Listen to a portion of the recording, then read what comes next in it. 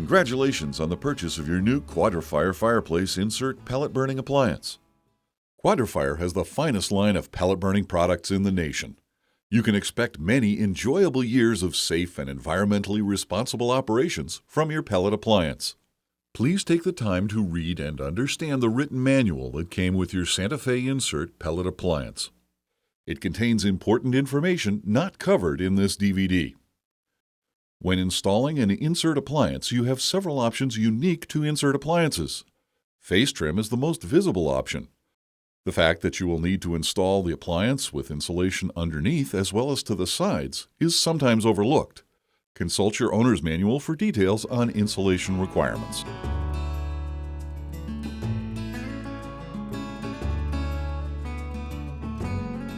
First, make sure your appliance has been properly unpacked and installed, and all safety requirements are met. Pay particular attention to clearance to combustibles, floor protection, venting, and mantle requirements. Check the movement of the fuel adjustment rod located in the hopper. It should slide up and down after loosening the thumb screw at the top. If it doesn't, loosen or tighten the set screw at the bottom as needed. Fill the hopper with fuel and set the thermostat to its lowest level. Then plug the appliance into a standard, properly grounded household circuit. When you first plug in the appliance, a blower will come on for approximately 18 minutes, even though the thermostat is not calling for heat.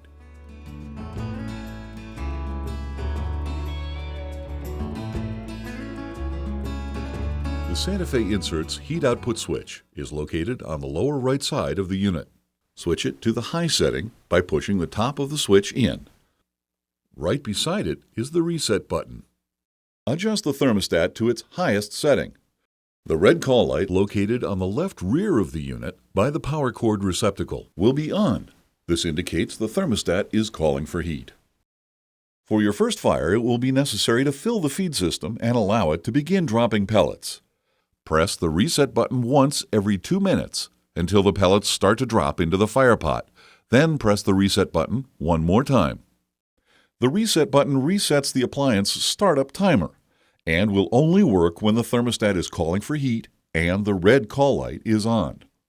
The appliance will continue to run as long as the thermostat is calling for heat. The first time you use it, let the appliance burn for approximately 15 minutes on high. Then set the thermostat to the desired room temperature and adjust the heat output control switch to the desired setting. When the thermostat is satisfied, the call light goes out and the appliance goes into the shutdown cycle. The feed system turns off, but an exhaust blower continues to run, burning and exhausting the fuel remaining in the fire pot. As you can see here, the open flame has gone out and burning embers are blowing out of the fire pot.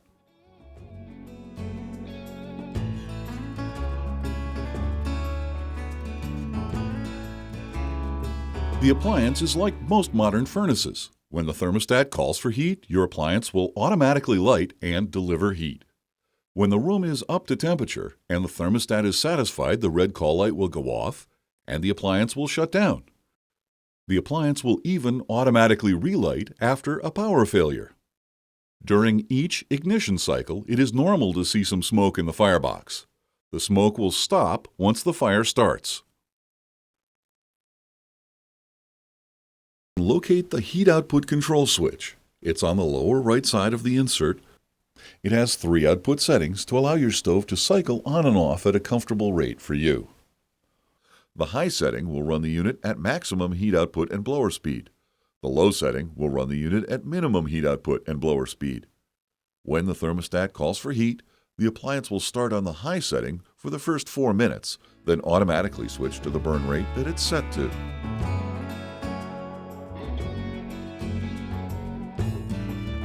Fuel pellets are made from sawdust or wood-like byproducts. They're commonly found in either 1/4 inch or 5/16 inch diameters, and in many varying lengths.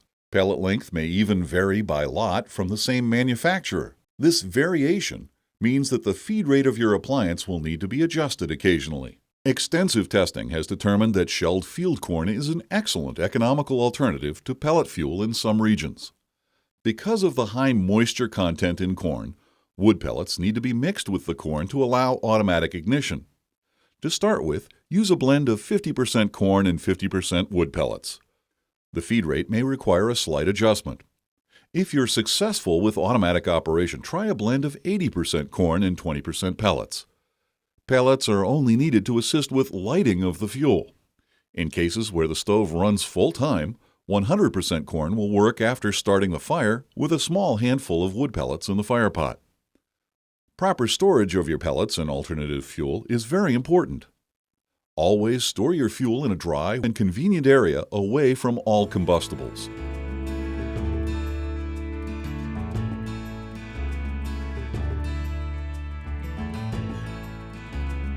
Depending on fuel type and moisture content, your fire may need adjusting. Adjusting the fire properly is very important. A properly adjusted fire is more efficient. It gives you more heat per pound of fuel and generates far less smoke. The fuel adjustment rod is inside your fuel hopper. To adjust it, loosen the clamping wing nut just enough to move the rod in about 1/4 inch increments. All flame height adjustments should be made with the heat output control set on high. After each adjustment, wait 10 minutes for it to take effect. A properly adjusted fire has a short, active flame pattern that extends out of the fire pot 4 to 6 inches.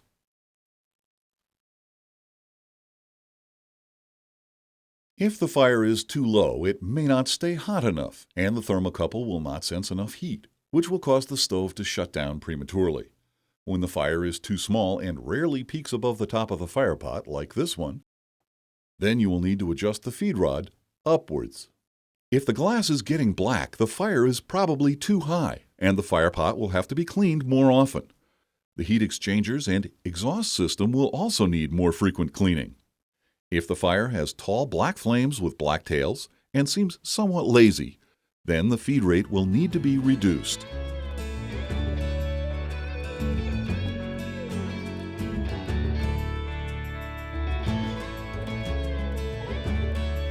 Minerals and materials in your pellets turn into glass, creating hard deposits called clinkers, which form at the bottom of the fire pot. The type and consistency of your ash and clinkers will vary with the type of fuel. We recommend that you clean your fire pot daily. If the fuel has a high mineral and ash content or you are burning shelled field corn, clean the fire pot more than once a day. To clean the fire pot, wait for the appliance to completely cool. Pull the fire pot cleanout rod and then slide it back to the closed position. Be certain the fire pot floor plate is fully closed when finished. If the floor plate appears to be stuck closed, scrape the floor plate while moving the cleaning rod out and in a few times. Never pull the rod when the appliance is operating, and always make sure it's fully closed before operating the appliance.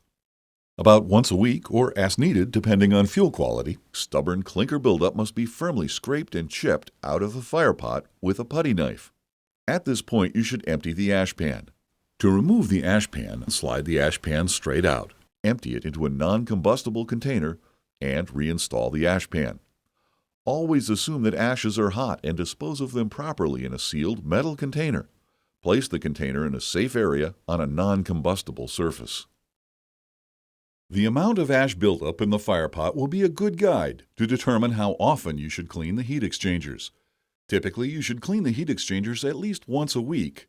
This will keep your appliance burning at peak efficiency. Allow the appliance to cool completely, and there must be no hot ashes in the fire pot prior to cleaning. There are 2 heat exchange chambers. Each chamber is equipped with its own cleaning rod. Both of the pull rods are located close to the face of the insert to the left and right side. To clean, pull the rods straight out approximately 10 inches. Move each rod in and out a couple of times to remove ash buildup on the outside of the exchanger tubes. It's recommended you clean the firebox once a month or after burning a ton of fuel. Allow the appliance to cool completely. There must be no hot ashes in the firebox prior to cleaning. To remove the baffle, open the front door. Tip up the front of the baffle and allow the back to drop into your hands. Remove the right cast fire brick and use a small vacuum hose attachment to clean the area, including the impellers of the exhaust blower. When you finish, reinstall the fire brick and baffle. Reinstall the top baffle, making sure it is seated all the way to the right side of the firebox. To the left and right of the firepot are two cleaning slides. Pull both slides out one at a time and use a small brush to sweep ash into the two open holes.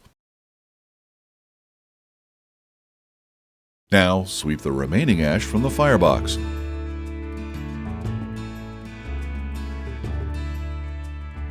Be sure the appliance is cold before cleaning the glass. To clean the glass, use a damp paper towel or any non-abrasive cleaner. Then use a dry towel to wipe off any streaks that may remain. Never use any type of abrasive cleaner on the plated surfaces. This is a good time to inspect the door latch and window seals. Ensure they're in good condition and seal tightly. A tight seal is important for the appliance to burn properly. Check the position of the thermocouple. Make sure it protrudes 1 inch into the firepot and that the tip of the thermocouple is in contact with the end of the thermocouple cover. The exhaust system will need to be cleaned at least once each year or more often depending upon the ash content of your fuel. It should be inspected during the annual cleaning of the exhaust and venting system. To access the exhaust stack, remove the right side curtain. Reach in and unlatch the trap door that is connected to the rear of the exhaust blower and vacuum inside.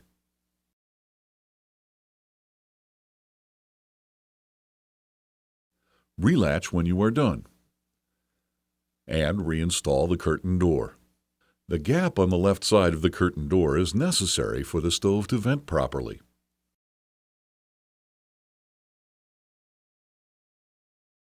The convection blower is located at the rear of the insert. To clean it, remove the insert's left and right sides.